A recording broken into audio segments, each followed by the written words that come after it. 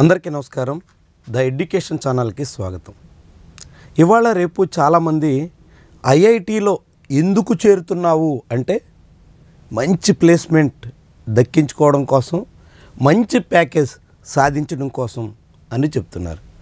Under గ్రాడ్యుయేషన్లో 4 ఏళ్ల BTech course పూర్తి చేసేసి ఎక్కడో ఒక చోట బడా కంపెనీలో ఎంఎన్సీల్లో చోటు సాధించడమే లక్ష్యంగా చాలామంది కనిపిస్తున్నారు. కానీ వాస్తవానికి ఐఐటీల ఏర్పాటు వెనుక అసలు లక్ష్యం వేరు. ఐఐటీలు కేవలం ఉపాధి చూపించడానికి, ప్లేస్మెంట్ సాధించడానికి, మంచి ఉద్యోగంలో చేరేందుకు మార్గం వేయడానికి కాదు. ఐఐటీల ఏర్పాటు వెనుక అసలు లక్ష్యం ఏంటంటే ఐఐటీల్లో చదివినటువంటి వాళ్ళు ఇన్నోవేషన్స్తో వ్యవహరిస్తూ అనేక మందికి ఉపాధి చూపించే స్థాయికి ఎదిగించాలి, అనేక మందికి ఉపాధి చూపించే మార్గంలో వాళ్ళని నడిపించాలి. ఇది ఐఐటీల అసలు లక్ష్యం. ఇప్పుడు అందుకు భిన్నంగా సాగుతోంది.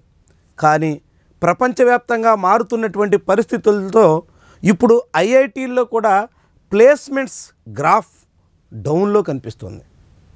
2022తో పోలిస్తే 24 వచ్చేసరికే ఈ తగ్గుదల చాలా క్లారిటీగా కనిపిస్తుంది.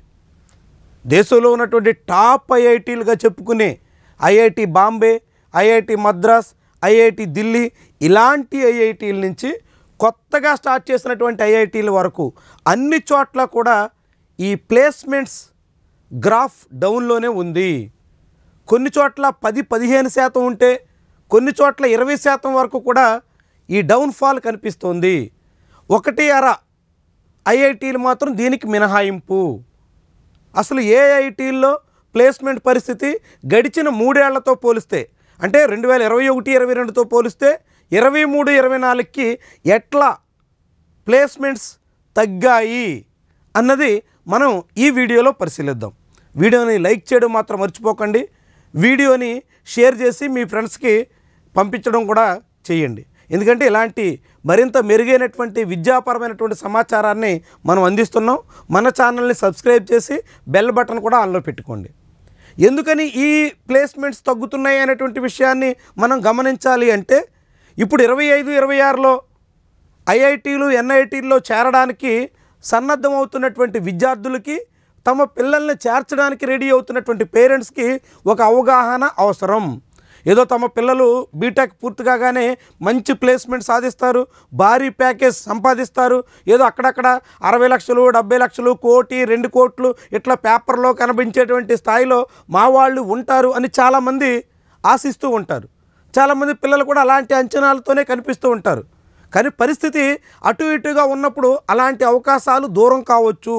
కాబట్టి ఒకవేళ మంచి ప్లేస్మెంట్స్ రాకపోయినా డీలా పడకుండా మరింత మెరుగైనటువంటి స్థితికి చేరడం ఎలాగా అనేది ఆలోచించాల్సినటువంటి అవసరం ఉంది.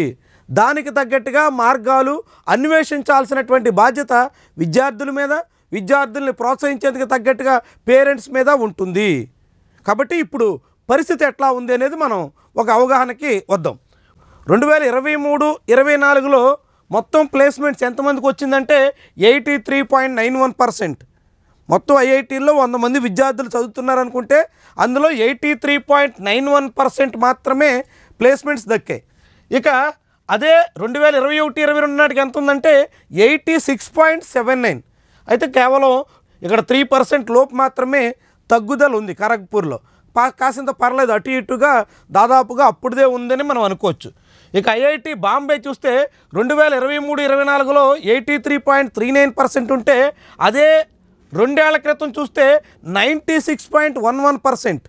సరే, ఎంత తగ్గిందో చూడండి. దాదాపు 12% ఐఐటి బాంబేలో ప్లేస్మెంట్ పర్సెంటేజ్ తగ్గిపోయింది. 23-24లో కేవలం 83.39% మాత్రమే ప్లేస్మెంట్ వచ్చింది. ఇంకా 16 మంది, 100కి 16 మంది చొప్పున విద్యార్థులు బీటెక్ పూర్తి చేసి కూడా ప్లేస్మెంట్ సాధించలేకపోయారు ఐఐటి బాంబేలో చదివి. ఇక ఐఐటి మద్రాస్ ఇంకా 73.29% ఓన్లీ. ఇంకెంత తగ్గిపోయింది చూడండి. ఇక అంతకుముందు 85, ఇక్కడ కూడా దాదాపు 12% తగ్గుదల కనిపిస్తుంది. ఇక ఐఐటి మద్రాస్ తర్వాత మనం ఐఐటి కాన్పూర్ చూస్తే 82.48%. ఇక్కడ ఇది 93% ఉండేది 2 ఏళ్ల క్రితం, ఇది దాదాపు 11% ఇక్కడ తగ్గినట్టుగా కనిపిస్తుంది. ఇక ఐఐటి ఢిల్లీ ఇది 72% మాత్రమే ఉంది. ఇదే 2 ఏళ్ల క్రితం 21-22లో 87% ఉంది. అంటే దాదాపు 15% ఐఐటి ఢిల్లీలో తగ్గిపోయింది. ఐఐటి గువాహతి చూస్తే 79% ఉంది, అంతకుముందు అది 89, 10% తగ్గింది. ఇక రూర్కీలో చూస్తే 79% ఉంది, అంతకుముందు అది 98%, ఏకంగా దాదాపు 19% తగ్గింది ఐఐటి రూర్కీలో. ఐఐటి వారణాసి మాత్రం వీటన్నిటికీ భిన్నం.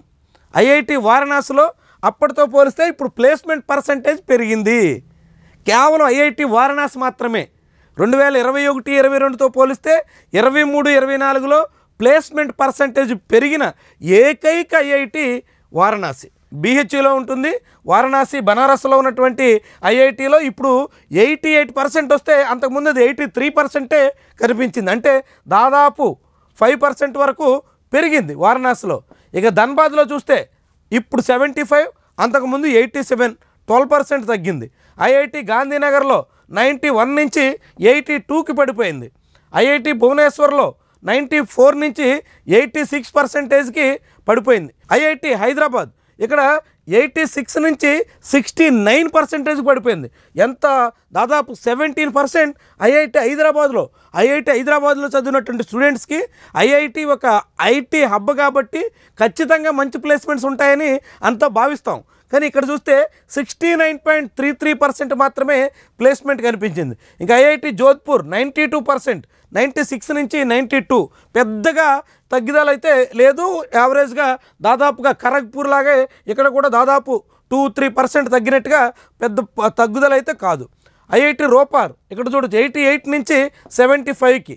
ఐఐటి పాట్నా 97 నుంచి 90కి. ఇండోర్ 96 నుంచి 85కి. ఐఐటి ఇండోర్లో 96 నుంచి 85 అంటే 11%. ఐఐటి మండి 98 నుంచి 84%. ఐఐటి పాలక్కాడ్ 97 నుంచి 82%. ఐఐటి తిరుపతి 94 నుంచి 86%. జమ్మూ 92 నుంచి 70, ఏకంగా 22% జమ్మూలో ప్లేస్మెంట్స్ పర్సంటేజ్ తగ్గిపోయింది. చూడండి ఎంత తగ్గిందో ఐఐటి జమ్మూలో. ఐఐటి బిలాయ్ 89 నుంచి 72కి వచ్చింది. గోవా 98 నుంచి 92కి వచ్చింది. ఐఐటి ధార్వాడ్ 90 నుంచి 65, ఏకంగా 25% ఐఐటి ధార్వాడ్లో తగ్గింది. ఐఐటి జమ్మూ, ఐఐటి ధార్వాడ్ చూస్తే 20% అబౌవ్ తగ్గుదల కనిపిస్తుంది. కొన్ని బనారస్ కానీ ఖరగ్పూర్ కానీ ఇలాంటి కొన్ని క్యాంపస్ల్లో తగ్గుదల పెద్దగా లేదు. బనారస్లో అయితే పెరిగింది, వారణాసిలో ప్లేస్మెంట్ పర్సంటేజ్ పెరిగింది. ఇదొక సానుకూలమైనటువంటి వాతావరణం. సో ఐఐటీల్లో 2021-22తో పోలిస్తే 23-24లో ప్లేస్మెంట్ పర్సంటేజ్ ఎలా ఉందన్నది అఫీషియల్ డేటా ఆధారంగా మనం ఇప్పుడు చూసాం. సో కాబట్టి రాబోయేటువంటి బ్యాచెస్ ఇప్పుడు 24-25 కావచ్చు, 25-26 కావచ్చు, లేకుంటే 25-26లో చేరుతున్నటువంటి వాళ్ళు 29-30 బ్యాచ్గా బయటకు వస్తారు. అప్పుడు వచ్చినప్పుడు కూడా కావచ్చు. ఏమైనప్పుడు కూడా ప్లేస్మెంట్స్ విషయంలో ఇప్పుడు రెసిషన్ ఉంది కాబట్టి ఇలాంటి పరిస్థితి ఉందని అంతా భావిస్తున్నారు. ఏ కారణంగా అనేక చోట్ల ముఖ్యంగా ఐటీ రంగానికి సంబంధించి పలు లే ఆఫ్లు, ఇతర మార్పులు జరుగుతుండడం దీని మీద ఒక ప్రభావం చూపుతూ ఉండొచ్చు. ఇతర అనేక మార్పులకి ప్రపంచవ్యాప్తంగా అవకాశం ఉంది కాబట్టి ఇప్పుడు ఐఐటీలు, ఎన్ఐటీలు వైపు వెళుతున్నటువంటి విద్యార్థులు కేవలం ప్లేస్మెంట్, మంచి ప్యాకేజ్ వీటి మీదే దృష్టి కాకుండా మీరే అనేక మందికి ఉపాధి కల్పించేటువంటి స్థాయిలో ఎదిగేందుకు తగ్గట్టుగా ప్రణాళిక రచించుకుంటే మీకు ఫ్యూచర్ చాలా చాలా బాగుండేదానికి ఆస్కారం ఉంటుంది. అందుకు తగ్గట్టుగా ఈ లెక్కలు మనకి చాలా స్పష్టమైనటువంటి సంకేతాన్ని ఇస్తున్నాయి. జాబ్ మార్కెట్ మీద ఆధారపడి జాబ్ మార్కెట్లో వచ్చేటువంటి ఫ్లక్చువేషన్స్తో కలవరపడే కన్నా మనమే జాబ్ క్రియేట్ చేసేటువంటి స్థాయికి చేరేందుకు తగ్గట్టుగా ప్రణాళిక రచించుకుంటే మీకు మెరుగైనటువంటి భవిష్యత్తు ఉండడానికి ఆస్కారం ఉంటుంది. ఇది ఈరోజు వీడియో. ఖచ్చితంగా లైక్ చేయడంతో పాటు ఛానల్ సబ్స్క్రైబ్ చేయడం మాత్రం మర్చిపోకండి. Thank you for watching.